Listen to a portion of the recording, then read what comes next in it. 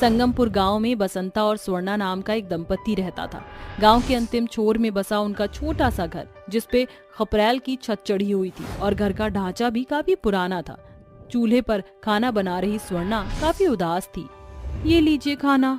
स्वर्णा, तुम जानती हो ना कि मुझे तुम्हारा मुरझाया चेहरा देखना पसंद नहीं। ये उदासी की जकड़न शायद मुझे ले डुबोएगी। जाने ईश्वर ने मेरी कोख सूनी करके किस जन्म का बदला निकाला है। स्वर्णा, शायद माँ पिता का सुख भोगना हमारे भाग्य में है ही नहीं। ऐसा कहकर बसंता बागान की ओर निकल पड़ता है। तभी गांव का मुखिया प्रजापत वहां से गुजरते हुए कहता है, राम राम राम राम, सवेरे सवेरे किस बांझ पखेरू का चेहरा देख लिया। क्यों नहीं बसंता, मुंह दिखाते तुझे लाज नहीं आती? अरे जिसकी बीवी एक बच्चा न जन सके, उसका पति काहे का मर्द। लानत है तेरी मर्दानगी पर। अकड़ू मुखिया बसंता को बांझ का ताना जड़कर चल पड़ता। बसंता की आंखों से आंसू डबडबा जाते। जाने मुझे कितनों के आगे व्यंग्यता का पात्र बनना पड़ेगा। इधर स्वर्णा बर्तन लेकर कुएं पर पानी भरने आती है। आ गई बांझ मुंह उठाए। अरे वो औरत भला किस काम की जो एक बच्चा ना जन सके? जरा भी शर्म है तो डूबकर मर जा इस कुएं में। अरे अरे अरे भौरी, क्यों इस बांझन के चलते कुएं का पानी सुखाना चाह रही है? नियति ने मुझ अभागन से माँ बनने का सुख छीन लिया तो इसमें मेरा क्या कसूर? रोती बिलखती स्वर्णा घर लौटकर फूट फूट कर रोती है। समय गुजरता चला जाता है। बसंता प्रतिभोर आम के बागानों से आम तोड़कर उन्हें बेचकर अपना भरण पोषण किया करता था। एक सवेर जब बसंता आम के बागान पहुंचता है तो वह बेहद खुश होता है। अरे वाह, एक ही रात में मेरे चारों आमों के पेड़ बहुत आमों से लद चुके हैं। आज तो जमकर कमाई करूंगा। वह सभी आमों को फुर्ती से चुनने लगता है। तभी अचानक से बागान के बीचों बीच एक विशाल चमचमाता आम धम से आ गिरता है, जिसे देख बसंता की आंखें फटी रह जाती हैं। ये कैसा आम है जिसका आकार एक इंसान जितना बड़ा है? कहीं ये मेरी आंखों का सपना तो नहीं? आम की चमक अपने आप में अनोखी थी, जो पूरे बागान को अपनी रोशनी में समेट रही थी। बसंता झटपट उस आम को घर ले आता है। अरे क्या बात है, आज आप बड़ी जल्दी घर लौट आए। बागान नहीं गए थे क्या? अरे स्वर्णा, आज मैं आम बेचने नहीं गया था, वो सब छोड़ो। मैं कुछ अलग लेकर आया हूँ जिसे तुम भी देखती रह जाओगी। अरे ये आम है कि आम का गोदाम? इतना बड़ा आम मैंने जीवन में पहली दफा देखा है। इस विशाल आम की चमक इतनी है तो इसकी मिठास कितनी ज्यादा होगी। चलो इसको काट कर चखते हैं। दोनों आपस में बात कर ही रहे थे कि उस विशाल आम के भीतर से किसी बच्चे के रोने की किलकारियां गूंज उठती हैं। बाहर निकालो मुझे, मैं इस आम में क्या दूं? मेरा दम घुट रहा है, बचाओ। अरे ये कैसे मुमकिन है? एक आम के भीतर से बच्चे की किलकारी कैसे सुनाई दे रही है? कहीं ये जादुई आम तो नहीं? चलो इसे काट कर देखते हैं। हाँ, मगर हमें सावधानी बरतनी होगी ताकि अगर सचमुच इस विशाल आम के भीतर कोई बच्चा हो तो उसे चोट न पहुंचे। दोनों मिलकर विशाल आम को बीचों बीच से दो टुकड़े करते हैं, जिसके साथ एक तेज चमक पूरे घर में समा जाती है और आम के बीचों बीच से तकरीबन 2 वर्ष का एक बच्चा बाहर निकलता है। मेरी जान बचाने की खातिर तुम्हारा शुक्रिया। मगर तुम इस आम के अंदर आए कैसे? मैं एक जादूगरनी का बच्चा हूँ, मगर जब इस बात की खबर गांव वालों को हुई तो उन्होंने मिलकर मेरी माँ को मेरी आंखों के सामने अधमरा कर दिया। माँ ने मेरी जान बचाने की खातिर मुझे अपने जादू से इस आम में कैद कर दिया, मगर उन्होंने अपनी जान गंवा दी। तुम रो मत, आज से हम तुम्हारे माता पिता और तुम हमारी औलाद ठहरोगे। ये सुनकर जादुई बच्चा खिलखिलाते हुए जैसे ही कदम बढ़ाना शुरू करता है, उसके पैरों के छाप से सोने के सिक्के में बदलने लगते हैं। अरे ये कैसा चमत्कार है?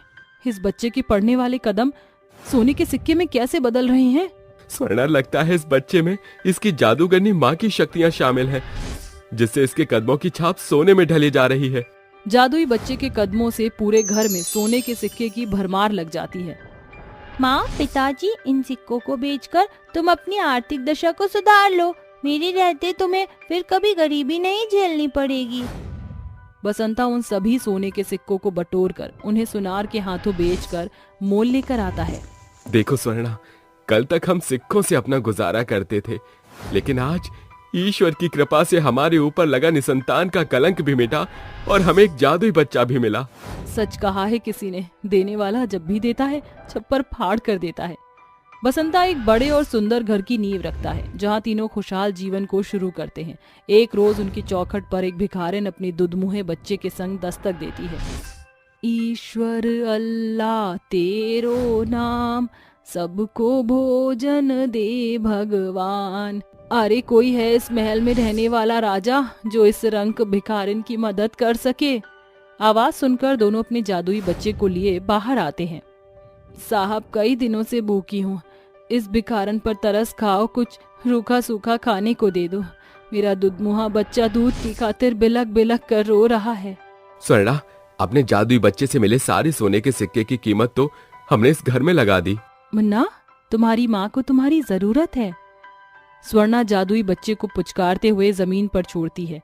जैसे ही जादुई बच्चा इधर उधर दौड़ता है, जमीन की मिट्टी सोने के सिक्के बन जाती है। अरे ये कैसा मायावी बच्चा है जिसके चरण कमल सोने के खरे सिक्के बन रहे हैं।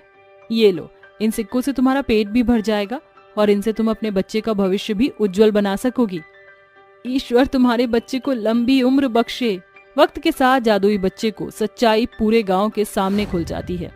तो तुम्हारे रंग से राजा बनने तक का सफर इस जादुई बच्चे के कारण तय हुआ है। लालची प्रजापति जादुई बच्चे को पकड़ने दौड़ता है। तभी जादुई बच्चा हवा में उड़ने लगता है। मैं तेरे बुरे मंसूबे कभी पूरे नहीं होने दूंगा। अरे ये बच्चा है कि आफत, सांस उखाड़ दी ससुरे ने। प्रजापति, भलाई इसी में है कि अपना रास्ता नापो। ये जादुई बच्चा गरीबों का मसीहा है, तुम जैसे लोभियों का नहीं। माँ, पिताजी, ये सोना आप इन जरूरतमंद गांव वालों को दे दीजिए। सभी आगे आकर जादुई बच्चे से सोने के सिक्के पाकर उसका शुक्रिया अदा करते हैं। हमें माफ कर दो स्वर्णा, हमने तुम्हारे साथ कितना गलत किया, उसके बाद भी तुमने हमारे संग भलाई की। धन्य माँ हो तुम, जिसके जादुई बच्चे के चलते हम सभी का भाग्य बदलने जा रहा है। जादुई बच्चे से गांव की दशा एकदम सुनहरी हो जाती है। एक बार स्वर्णा और बसंता जादुई बच्चे को लेकर घूमने जाते हैं। तभी उनकी नजर एक अनाथ आश्रम पर पड़ती है। रुको। क्या हुआ मुन्ना? पिताजी, अगर आप दोनों का साया मेरे सर पर ना होता तो आज शायद मैं भी इस अनाथ आश्रम में होता। मैं अपने जादुई शक्ति से इनकी मदद करना चाहता हूँ। जादुई बच्चा चलते हुए जैसे जैसे अनाथ आश्रम की ओर बढ़ता है, उसके कदम के छाप खरा सोना बन जाते हैं, जिन्हें उठाकर दोनों आश्रम के मुखिया को थमाते हैं। ये सोना आप चंदा समझ कर रख लीजिए। शुक्रिया अनाथ आश्रम के लिए, आपके इस भारी योगदान के लिए। हमने कुछ भी नहीं किया, ये सब कुछ दरअसल हमारे जादुई बच्चे ने किया है।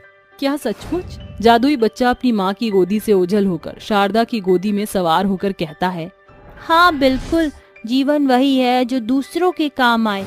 अगर मेरे जादुई होने से किसी का हित होता है तो मुझे बेहद खुशी होगी।